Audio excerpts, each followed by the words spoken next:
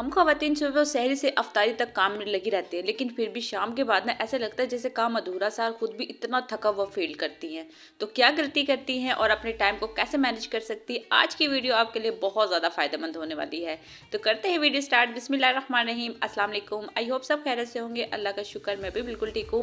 अच्छा, रमज़ान में जो सबसे बड़ी बात ये नहीं है कि हम रोज़ा रखें, ये है कि हम अपना वक्त पे आप सही तरीके से मैनेज करें। और इसके साथ साथ समझदार औरत वो है जो दिन को छोटे छोटे हिस्सों में बांटती है, अपने काम को बहुत अच्छे से करने के साथ अपने टाइम को बहुत अच्छे से मैनेज करती है, बिना थकावट के। आप सहरी हो, दोपहर का काम हो, बच्चों का स्कूल हो, उसके साथ साथ जो शाम की इफ्तारी है वो बहुत अच्छे से मैनेज कर लेती हैं। अच्छा, वो आपसे आज कुछ खास टिप्स शेयर करने वाली हूँ। सबसे पहले सहरी जो आप करती है ना, आप उसके हिसाब से आपने सहरी में क्या बनाना है। सबसे जो गलती करती है वो ये होती है कि हमें पता ही नहीं होता हमने सहरी में क्या तैयार करना होता। फिर हम जब सहरी बना रही होती हैं तो हम ये सोच रही होती है कि किसके लिए क्या बनाओ, किसके लिए। कुछ टाइम ऐसे होता है कि बच्चे भी होते, सभी होते हैं, वो सो रहे होते हैं, हम उनको उठाना भी मुनासिब नहीं समझते, और उस वक्त आप फ़ौरन से उठाए तो बच्चों का थोड़ा सा जो मूड है वो ऑफ भी होता है। सबसे आसान है कि आपने रात को ये चीज़ प्लान कर लेनी है। जब आप बिना प्लान के कोई भी काम करते हैं ना, तो वो फिर बहुत ज़्यादा आपको मुश्किल होती है, फिर आपका टाइम कभी भी मैनेज नहीं हो पाता। तो बस आपने प्लान करना है, आपने उस हिसाब से जिसने जो खाना उस हिसाब को आपको पता होता है। जब कोई भी आप प्लान करती है, आपका इस चीज़ का दिमाग सेट होता है, तो यकीन माने आपका काम बहुत आसान हो जाता है। जैसे कि आज मैंने पराठे बनाए, डेली में रूटीन है कि मेरे 2 बच्चों ने पराठे खाने हैं, मैंने पराठे खाना है, मेरे हस्बैंड ने सादा रोटी खानी है और एक बेटे ने सादा रोटी खानी है। तो मुझे इस हिसाब का पता इससे ना मेरा टाइम बिल्कुल भी ज़ाया नहीं होता, और मैं फ़ौरन से जो अपनी सहरी है ना वो तैयार कर लेती हूँ, और मैं तकरीबन 1 घंटे में फुल सब कुछ तैयार कर लेती हूँ। इससे मेरा टाइम बहुत ही ज़्यादा बचता है। तो आप भी कोशिश क्या करें, आप आसानी से अपने टाइम को मैनेज करें। उसके साथ साथ जो हम गलती कर रही होती है ना ख़वातीन, हम सहरी करते हैं और किचन साफ़ करते हैं, उसके बाद फिर होता है कि जो बच्चों ने स्कूल जाना हो, हम दोबारा से फिर उनके लिए नाश्ता तैयार करते हैं। अच्छा देखिए, थोड़ी सी 1 घंटे में कुछ भी नहीं बिगड़ता है। बच्चे छोटे हैं, आपको पता है कि बच्चे क्या खाना पसंद करते हैं। जैसे कि मेरे बच्चे चाय पराठा खाते हैं, जो छोटे वाले हैं, तो मैं उनके लिए पराठे बना लेती हूँ। साथ साथ आप उनको रख सकती है, बाद में वो गर्म हो जाते हैं, ओवन में गर्म कर लें, किसी चीज़ में आप बंद करके रख लें। पराठे बिल्कुल गर्म होते हैं, चाय भी बनी होती है तो फ़ौरन से आप गर्म करके दे सकती हैं। इससे होता है कि आपको एक्स्ट्रा टाइम की भी बचत होगी और आपको बार बार किचन के साफ सफाई की भी ज़रूरत नहीं पड़ेगी। उसके साथ कोशिश करें कि आप जब भी सहरी से फ़ारग हो ना, तो साथ ही अपनी किचन की सफाई भी कर लें और अपना कोई हेल्दी सा नाश्ता करें। अच्छा, क्या कर रही होती है ख़वातीन के अपने जो सहरी में नाश्ता बहुत हल्का कर रही होती है। उसकी एक वजह ये भी होती है जब आपका नाश्ता अच्छे से नहीं होता और फिर आप बहुत ज़्यादा थकी हुई फील हो करती है ना, तो इसलिए ख़ास तौर पे अपने जो भी सहरी में जो भी खाएं, अच्छा खाएं, हेल्दी खाएं, जिससे आपको पूरा दिन एनर्जी मिले, क्योंकि आपने सारा दिन काम करना देखना होता है, आपने उसमें अफ्तारी भी तैयारी करनी होती है। आपको पता है शाम के टाइम जितना मर्जी आप कर लें, उस वक्त थोड़ी थकावट फील हो रही होती है, तो ख़ुद को भी आप सुकून दे, कोई जूस वगैरह का साथ इस्तेमाल करें, हेल्दी नाश्ता करें।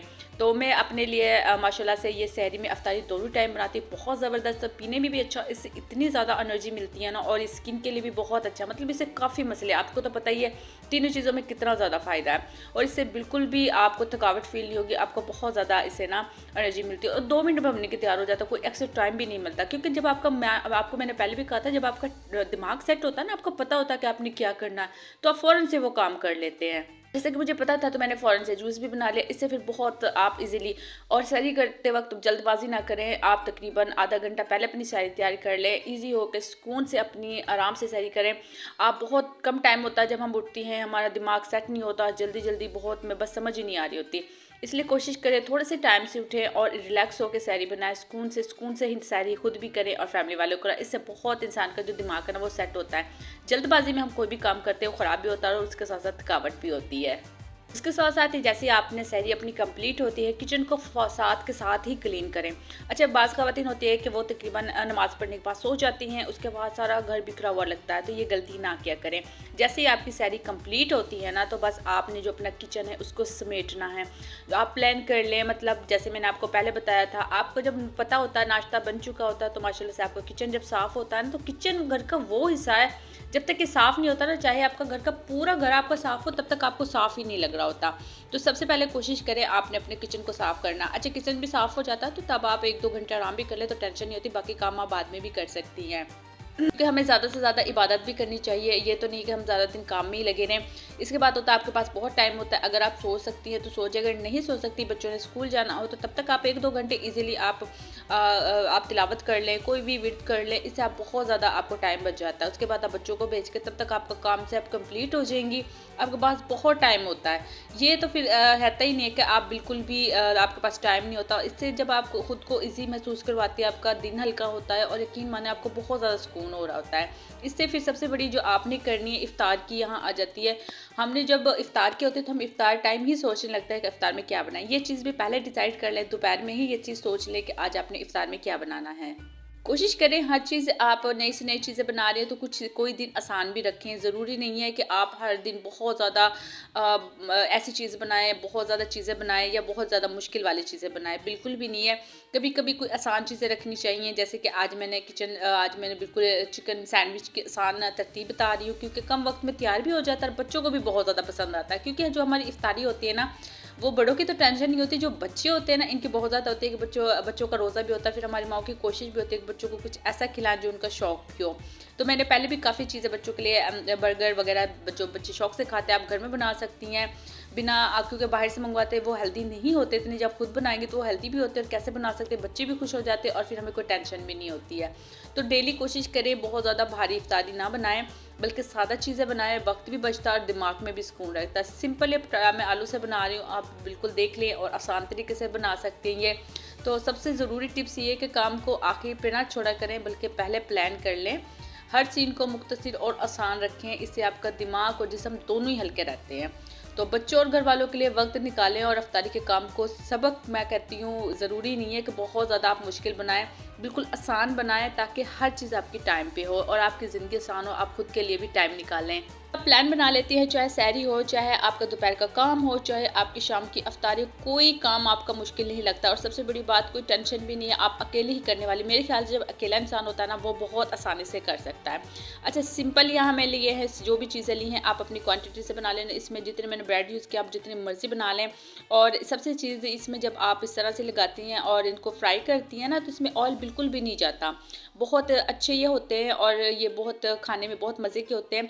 क्योंकि जब हम पकौड़े या कोई भी चीज़ ऐसे फ्राई करते हैं उसमें इतना ज़्यादा ऑयल या घी चला जाता है ना, बाद में से दिल अजीब सा हो रहा था, भारीपन सा हो रहा होता है। लेकिन जब आप इसके ब्रेड क्रम्स लगा देती है ना ऊपर तो फिर इतना ज़्यादा इसमें ऑयल घी नहीं जाता और इसके बहुत ज़्यादा लेकिन यहाँ अपनी चीज़ का ख्याल रखना है कि जब भी आप कोई भी ऐसी चीज़ फ्राई किया करें ना, बिल्कुल हल्की आंच पे इस चीज़ों को फ्राई किया करें।